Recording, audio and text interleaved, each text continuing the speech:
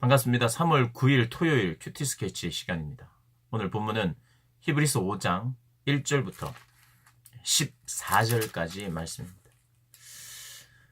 오늘 본문 1절은 이렇게 이야기합니다. 대제사장마다 사람 가운데서 택한 자이므로 하나님께 속한 일에 사람을 위하여 예물과 속죄하는 제사를 드리게 하나니. 대제사장마다 사람 가운데서 택해야 된다는 것. 우리 예수님은 대제사장 되십니다. 그래서 그분이 사람이 되셨고 사람 중에 뽑은 거예요. 사람 중에 택했죠. 왜 사람 중에 택해야 되느냐? 사람을 위한 사람의 예배에 대한 제사에 대한 또 사람이 하나님을 만나게 하기 위해서 그 중보자가 사람이 되어야 되는 거예요. 사람이 세워져야 했습니다. 그래서 대제사장이 사람들 중에 세워져서 하나님 앞에서 해야 될 일들을 섬기면서 했었죠. 그래서 오늘 성경 본문은 그걸 이야기하는 겁니다. 우리 예수님도 사람이 되셔서 사람 중에 한 분으로 세워졌고 대제사장도 자기가 되고 싶다고 되는 게 아니에요. 아론의 계열을 우리 주님께서 우리 하나님께서 세웠어요. 특별히 따로 불러서 그들을 제사장직을 줬습니다. 그렇듯이 우리 예수님이 스스로 이 땅에 그분이 포기하고 낮아지기로 결정하셔서 오셨어요. 그러나 동시에 아버지의 말씀에 아버지가 선택하여 택하여 또 보내셨다는 이야기도 함께 나오고 있습니다. 그러니까 우리가 이걸 조합해 보면 하나님은 하나님대로 그분의 계획을 가지고 아들이신 예수님을 보내시기로 마음에 결정하셨고 아들이신 하나님도 역시 스스로가 그 일을 하기로 결단한 억지로 하시는 게 아니라 그러니 이게 동시에 이루어졌다고 보면 되겠죠. 우리가 그렇게 이해하는 수밖에 없습니다. 이 삼위 하나님의 그 역사와 일과 약속은 우리가 다 헤아릴 수 없어요. 그러나 자발적이면서도 시킨 일에 순종적으로 이 일을 감당하신 겁니다. 근데 이제 예수님과 대제사장의 차이는 있죠. 분명히 있죠. 대제사장과 우리 예수님이 같은 레벨이겠습니까? 다르죠. 역할은 같지만 사람을 위하여 사람의 모양으로 오셔서 대제사장직을 감당하시는데 인간 대제사장은 회개를 해야 되는 사람이에요. 속죄를 해야 돼요. 자기 자신조차도 죄가 있기 때문에. 그러나 우리 예수님은요. 이 땅에서 인간이 경험할 수 있는 모든 것을 경험하셨지만요. 하나 할 수도 없고 할 필요도 없고 하지 않아야 되고 할 이유도 없고 할 수도 없는 게 하나 있는데 그게 바로 회개입니다. 우리 예수님은 하나님 앞에 아버지에게 회개할 일이 없어요. 왜요? 죄인이 아니시니까요. 회개를 모릅니다. 그분은 의로우신 분이시죠. 그래서 의롭고 흠없는 점없는 제물로 우리를 대신한 또 희생제물도 되셨어요.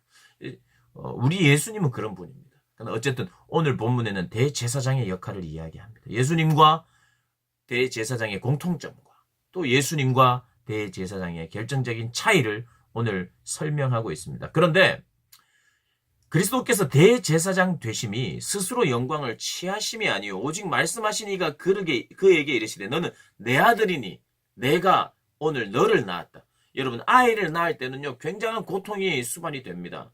아이를 낳았는데 그냥 넌 내 아들 이렇게 한 게 아니라 내 아이들로 선택한 게 아니라 아들을 낳았다고 말해요. 낳았다. 이 고난을 이야기합니다. 아픔을 이야기합니다.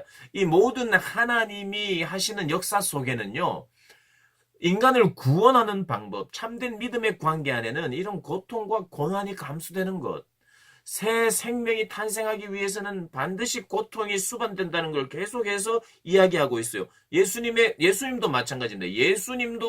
예수님이 고난으로 이 일들을 해내십니다. 그게 7절에 나와요. 그가 육체에 계실 때 자기를 죽음에서 능히 구원하실 이에게 심한 통곡과 눈물로 간구와 소원을 올렸고 그의 경건하심으로 말미암아 들으심을 얻었느니라. 그가 아들이시면서도 받으신 고난으로 순종함을 배웠다고 이야기합니다. 순종.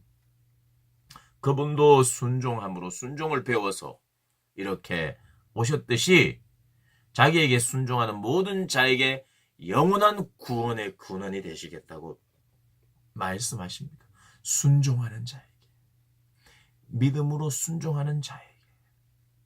결국 순종입니다, 여러분. 순종. 신앙생활의 핵심 뭐냐? 순종이에요. 누구에게요? 사랑하는 주님께. 그분이 원하시고 기뻐하시는 일에 순종하는 거예요. 나 주님의 기쁨 되기 원합니다라는 고백을 하게 되는, 그리고 그 고백을 할 뿐만 아니라 실천하고 순종하는 자들. 그러면서 이제 5장을 마무리하는데 11절부터 14절까지 마무리하면서 어떤 너희들이 신앙이 아직 초보에 있으면 어떡하냐, 이런 이야기를 하고 있어요. 신앙의 초보에 있으면 어떡하냐.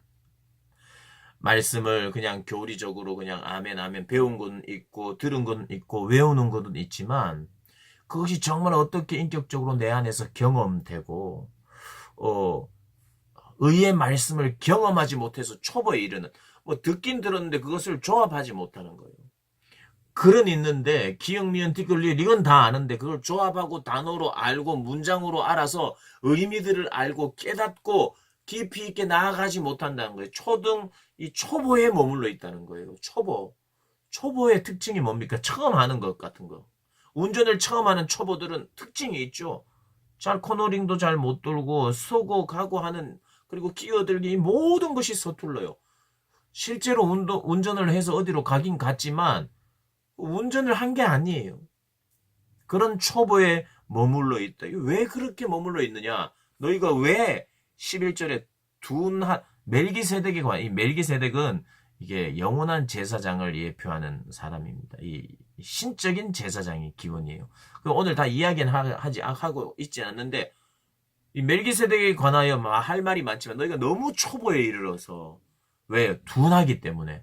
이 둔하다는 말이 실제로는 원어적으로는 게으르다는 뜻이에요.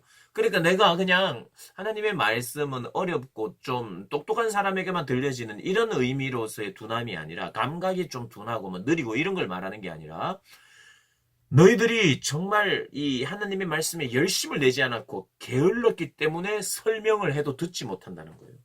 굉장히 중요한 말씀입니다. 내가 믿음이 생기지 아니하고 믿음이 자라지 않는 이유 중에 하나는 내 영적인 게으름 때문이라고 오늘 성경은 이야기해요. 너희가 왜 아직 그런 초보에 머물러 있느냐? 너희는 영적으로 게을렀기 때문이다. 말씀에 대한 게으름 때문이다. 너희는 의의 말씀을 경험하여 알지 못하기 때문이다. 그래서 하나님의 말씀을 부지런히 보고 익히고, 그것이 나에게 정말 경험되어진 그런 확신을 가지는 그런 믿음이 되어야 된다고 이야기하는 것이죠. 우리 사랑하는 고등부 학생들과 선생님들이 그런 의의 말씀을 더 많이 경험하는 그런 복된 분들이 되시기를 주님의 이름으로 축복합니다.